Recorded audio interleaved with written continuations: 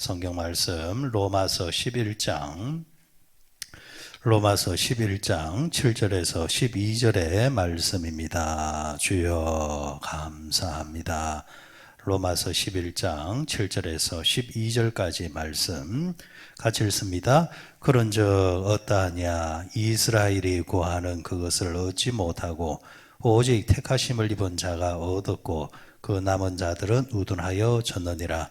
기록된 바 하나님이 오늘까지 그들에게 혼미한 심령과 보지 못할 눈과 듣지 못할 귀를 주셨다 함과 같으니라. 또 다윗이 이르되 그들의 밥상이 올무와 덕과 거치는 것과 보응이 되게 하시옵고 그들의 눈은 흐려 보지 못하고 그들의 등은 항상 굽게 하옵소서 하였느니라. 그러므로 내가 말하노니 그들이 넘어지기까지 실족하였느냐 그럴 수 없느니라. 그들이 넘어짐으로 구원이 이방인에게 이르러 이스라엘로 시기나게 함이니라. 그들의 넘어짐이 세상의 풍성함이 되며 그들의 실패가 이방인의 풍성함이 되거든 하물며 그들의 충만함이리요. 아멘. 로마서 11장 7절에서 12절까지 말씀. 자, 11장에 와서 이스라엘의 남은 자에 대한 이야기를 하고 있습니다. 남은 자가 있다라는 겁니다. 이 남은 자가 이제 기반이 되고 기초가 되어져서 하나님께서 이방인을 향하여서 구원의 사역을 이어가는 데 있어서 중요하게 이제 사용된다. 어제 말씀을 통하여서 엘리야는 자기 혼자 남은 자인 줄 알았는데, 자기 혼자 예수 잘 믿는 줄 알았는데, 자기 혼자 뭐 대단한 줄 알았는데 하나님께서 감춰진 7천 명의 남은 자가 있었다라는 거. 이제 그런 것을 보면서 세상은 결국은 하나님께서 하나님 방식대로 만들어가고 이끌어가고 있다라는 거. 그래서 우리는 항상 어떤 일이 있든 간에 어떤 상황 속에서든지 하나님께서 역사를 주관하시고 지금도 이루어가고 계심을 믿으면서 겸손해야 되고 또 하나님의 말씀에 대해서 늘 순종하는 자가 되어야 된다라는 이제 말씀이 되겠습니다. 이어서 오늘 7절부터 12절까지의 이제 말씀을 통하여서 그 남은 자의 특성에 대해서, 특징에 대해서 잠시 말씀을 나누도록 하시겠습니다. 자, 우리가 남은 자라 이렇게 생각을 하면은, 다른 말로 말하면은 하나님께 선택을 받은 자인데, 하나님께서 도구로 사용하는 자인데, 하나님께서 도구로 사용하는 자들을 어떤 방식으로 이끌어 가실까, 어떤 것을 주실까 생각해 보면은, 우리는 하나님이 항상 우리 믿는 자에게 우리가 생각하는 입장에서 좋은 것을 주시는 하나님, 이렇게 오해하는 부분이 있습니다. 전제가 뭡니까? 우리가 생각하기에 좋은 것입니다. 하나님께서 생각하시기에 좋은 것이 있고 우리가 생각하는 측면에서 좋은 게 있다라는 거죠. 그럴 때에 진정한 좋은 것이 뭐냐? 항상 우리가 인정해야 될 것이 하나님 편에서 주시는 것이 결국에는 천국에 가서는 그게 좋은 것이다라는 겁니다. 우리는 한치 앞만 우리가 보려고 또 볼 수도 없지만은 본다고 해도 우리의 해안은 그것만 쳐다보고 있지만은 하나님은 끝까지 다 보고 있기 때문에 설령 오늘 당장 주어진 것이 좋지 않은 것이라 할지라도 나중에 가보면은 그게 좋은 것이 되어 있는 것이 참 많고, 당장은 내가 때를 써가지고 좋은 것을, 내가 좋아하는 것을 구했다 할지라도 나중에 가서는 그때 그걸 내가 안 구했어야 될 텐데 라는 식으로 변하는 것들이 우리의 삶 속에는 너무나도 많다라는 이야기입니다. 자, 그런 면에서 자 보십시오. 하나님께서 이스라엘 백성들을 선택을 하셨습니다. 그렇죠? 선택을 하셔서 애굽에서 이제 불러내셨는데, 불러내셔서 그들을 어디로 데려가셨습니까? 가나안 땅으로 바로 데려가셨습니까? 아니지 않습니까? 그들을 어디로 데려가셨습니까? 광야로 데려갔습니다. 광야가 어떤 곳입니까? 물 한 방울 내려오지 없는 곳입니다. 철저하게 하늘에서 물을 줘야만 살아갈 수 있는, 풀 한 폭이 자라지 아니하는 메마른 땅이 광야지 않습니까? 하나님께서 선택하시고 불러내셨다고 한다면은 사람의 입장에서는 좋은 것으로 데려가야죠. 그래서 출애굽기에 보면은 그런 말씀도 나오잖아요. 이스라엘 백성들이 모세에게 불평 불만을 쏟아내면서 우리를 불러냈다고 한다면은 우리에게 좋은 것을 줘야 되지 않느냐. 우리가 애굽에 있을 때는 고기도 먹을 수 있었고 이런 것도 할 수 있었는데 광야에 나오니까 이게 도대체 뭐냐. 이렇게 불평과 원망을 쏟아내는 이야기들이 나오지 않습니까? 자, 하나님은 왜 그러셨느냐는 겁니다. 엘리야 이야기도 마찬가지입니다. 엘리야가 하나님의 그 자존심을 지켜드리기 위해서 우상 숭배하는 바알과 아세라 선지자 850명과 전투를 벌였잖아요. 그죠? 그 전투를 벌였던 내용이 뭡니까? 내용이 하늘에서 불이 내리게 하자라는 거잖아요. 하늘에서 불이 내리게 하자. 바알과 아세라 선지자들이 그들이 죄를 올리면서 불이 내리게끔 이렇게 해봤지만은 아무것도 이루어지지를 않습니다. 이제 엘리야 차례가 되었습니다. 그런데 하나님께서 한 신호를 주시는 것이 어떤 신호를 줍니까? 하늘에서 불이 내리게 하자는 그런 내기를 하는데 하나님은 돌연 제단에다가 물을 부으라는 겁니다. 하늘에서 불 내리는 것도 힘들어 죽겠는데, 그지요? 물을 부으라는 겁니다. 물은 불과 상극이잖아요. 물은 불을 끄는 데 사용하는 거지 불을 붙이는 데 사용한 게 아니지 않습니까?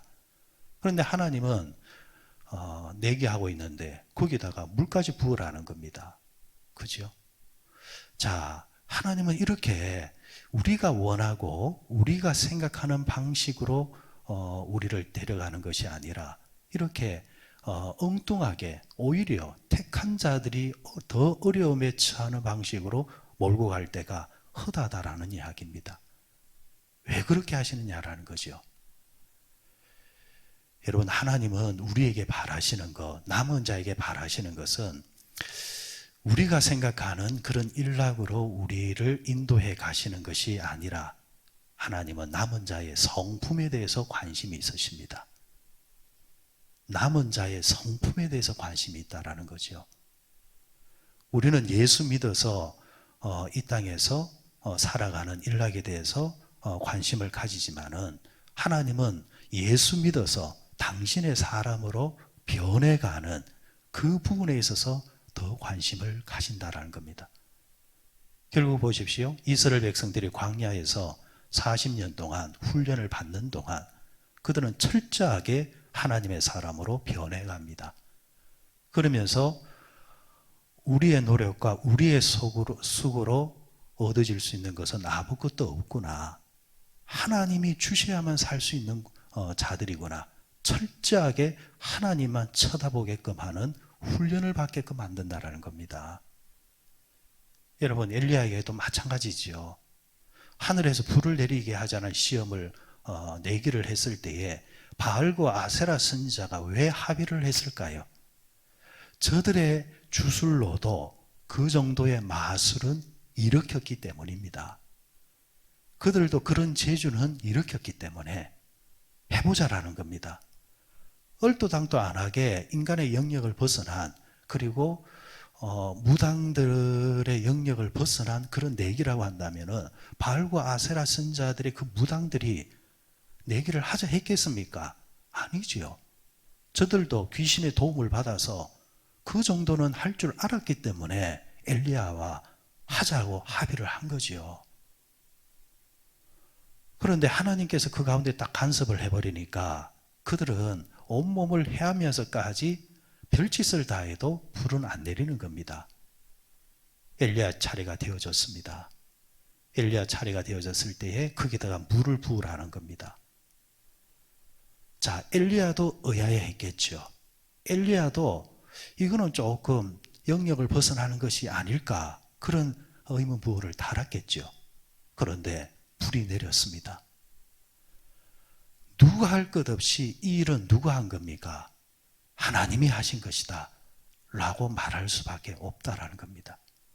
그러니까 하나부터 끝까지 하나님은 하나님의 사람들이, 남은 자들이, 택함을 받은 자들이 하나님을 믿어서 단순히 잘 먹고 잘 사는데 거기에 초점이 있는 것이 아니라 하나님의 사람으로 철저하게 변해가고 그 성품과 인격이 하나님의 백성으로서 성숙해지는 것을 원하신다라는 것입니다. 그런 측면에서 여러분, 하나님은 남은 자들에게 요구하는 것은 철저하게 그 성품과 인격이 하나님을 닮아가라. 예수의 장성한 분량까지 차라라. 오늘도 우리에게 그걸 요구하고 계시는 겁니다. 그래서 여러분 예수 믿고 수준이 높아진다라는 것이 이 영역을 깨달는 겁니다. 그런데 참 이 영역 넘어가는 거 쉽지 않습니다. 그렇게 오랫동안 교회를 오래 다녀도요, 이 영역 안 넘어가려고 합니다.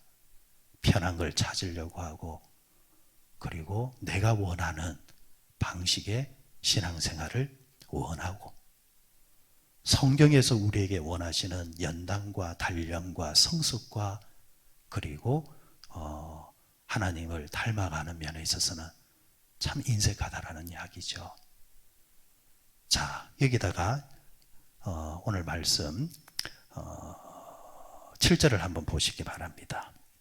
9절을 한번 보시기 바랍니다. 9절 말씀에 또 다윗이 이르되 그들의 밥상이 올무와 덕과 거치는 것과 봉이 되게 하시었고, 참 어려운 말입니다. 이 말이 도대체 무슨 말이냐 하면은, 자, 그들의 밥상이 올무와 덕과 거치는 것이 됐다 했습니다. 밥상은 뭡니까? 밥상. 이 밥상이라는 말이 상징적인 말인데, 결국 우리가 세상적인 말도 이런 말이 있지 않습니까? 우리가 다 뭐 하자고 산답니까? 먹자고 사는 게 아니냐. 그런데 먹자고 산다는 말이 단순히 이 먹는 것만 이야기합니까? 아니죠. 여기에는 우리가 이 땅에서 세속에서 살아가는 생활의 모든 것을 포함하는 겁니다. 먹는 것과 입는 것과, 그지요? 거처하는 것과, 뭐 출세하는 것과, 잘 사는 것과, 돈 버는 것과, 그 모든 것이 이 밥상이라는 의미에 포함되어져 있습니다. 자, 그런데 문제는 이게 여러분 참 좋은 것인데, 먹는 거 좋은 것이잖아요. 좋은 옷을 사 입는 거 좋은 것이잖아요. 뭐 너미 여러분들 하면은, 과소비다 하면은 자기는 안 하는가? 자기는 더 하려고 하잖아요. 결국에는 다 이거 싫어하는 사람은 없습니다. 다 폼내기 좋아하고, 다 잘 살기 좋아하고, 다 잘 먹기 좋아하고, 좋은 집에 살기 원하고, 좋다 그거예요. 그런데 문제는 이게 인생의 목적이 돼버리면은 이게 올무가 돼버립니다. 사람들이 왜 죄를 범합니까? 왜 사람들이 다른 사람을 해합니까? 왜 도둑질합니까? 왜 살해합니까? 다 보면은 이런 세속적인 욕심에 있어서 절제를 못하니까, 그게 넘쳐버리니까 죄를 짓는 거죠. 어떤 사람들은 다른 사람의 차를 훔쳐서 타고 다닙니다. 왜 그랬냐 이러니까 타고 싶어서 그런 거예요. 너무 외국 차가 멋져 보여가지고 키가 거기 있으니까 그냥 갔대요. 한번 타고 싶어서. 자기 것이 아닌데. 그러니까 욕심이 지나치니까 죄가 만들어지는 겁니다. 이게 올무예요.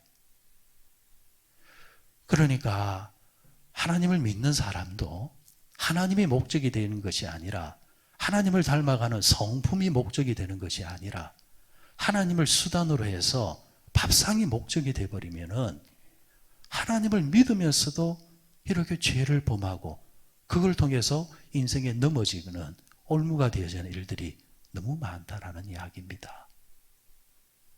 그래서 우리는 항상 예배드리면서 기도하면서